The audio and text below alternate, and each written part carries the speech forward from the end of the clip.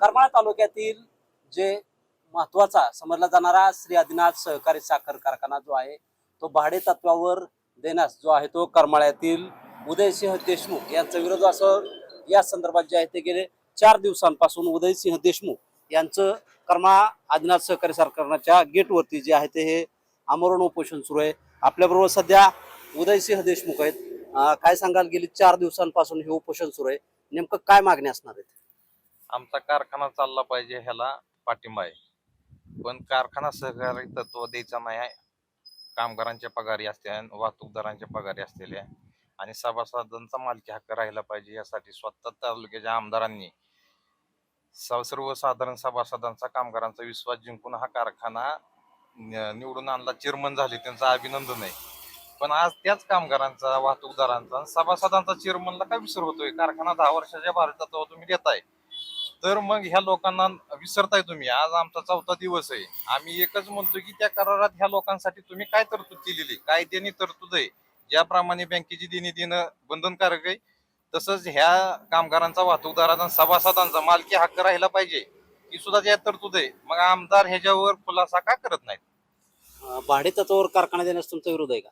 माझा भाडे तत्व देण्यासाठी विरोध नाही, माझं एकच मागणी काय आहे, तुम्ही भाडे तत्व देताय तर तुम्ही कामगारांची देणी दे, वाहतूकदारांची देणी दे, सभासदांची मालकी हक्क शेअर्स आहेत त्यांचं, त्याच्यावर का आमदार बोलत नाहीत? बँकेची तुम्ही ओटीजीएस प्रमाणे लगेच सेटलमेंट करून कारखाना विकत घेणार, त्याच्यावर परत ह्या लोकांचा अधिकार राहणार आहे का? मागणी काय असणार आहे या संदर्भात? कामगार, सभासद आणि जे वाहतूकदार आहेत त्या संदर्भात काय मागणी असणार? जर भाडे तत्वावर देण्यासाठी जर त्या संबंधात या सर्वांचा जर विचार केला गेला तर त्या संदर्भात काय प्रतिक्रिया असणार? जर ह्या चेअरमननी कारखान्याच्या सभासदांचा हक्क अबाधित राहिला पाहिजे, तुमच्या कामगारांचा हक्क राहिला पाहिजे, त्यांची पगारी दिल्या पाहिजे, त्या वाहतूकदारांचे पैसे दिले पाहिजे, तर जर ह्यांनी हे मान्य त्या करारात केलं तर मी उद्याच्याला उपोषण सोडायला तयार आहे। आता आपला 4था दिवस आहे, नेमकं या संदर्भात प्रशासनाचे अधिकारी असतील, कोण भेटायला वगैरे आले का? चेअरमननी पहिल्याच दिवस चेअरमनला एमडीने काय केलं तर ज्या दिवशी आम्ही उपोषणाला बसलो त्या दिवशी एमडीने आमच्या मागण्यावर लगेच अभ्यास करून तुम्हाला दुपारपर्यंत उत्तर देतो असं त्यांनी आम्हाला इथे येऊन तोंडी सांगितलेलं। त्याच्यानंतर आमच्या प्रतिनिधींनी त्यांना विचारलं संध्याकाळी की काय झालं, तर त्याच्यावर त्यांचं उत्तर होतं की आमच्या मालकाने म्हणजे चेअरमनने आम्हाला ह्याच्यावर उत्तर द्यायचंच नाही असं स्पष्ट सांगितलेलं। मी आल्यानंतर अधिवेशनात ह्याच्यावर बोलतो।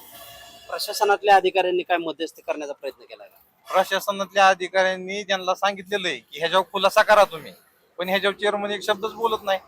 आज कामगारांनी सगळ्यांनी तुम्हाला विश्वासाने दिलेलं आहे हा कारखाना, मग ह्याच्यावर चेअरमनना बोलण्यासाठी का बसतंय चेअरमन? प्रशासनातील अधिकारी भेटण्यासाठी आले होते का? कुठलेच अधिकारी प्रशासनातले आले नाहीत। आम्हाला विचारावं लागतंय तुम्ही काय करताय आमच्यासाठी? इतकी वाईट वेळ जर सामान्य माणसावर येत असेल तर ही लोकप्रतिनिधी करतात काय?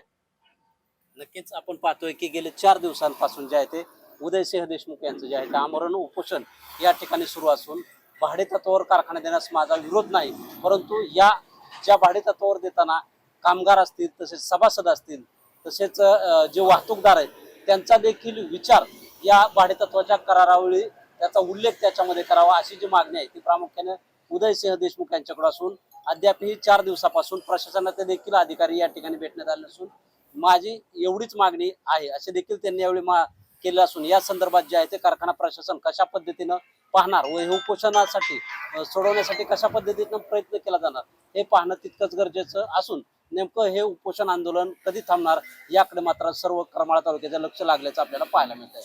शीतल कुमार मोठे, TV9 मराठी, करमाळा, सोलापूर।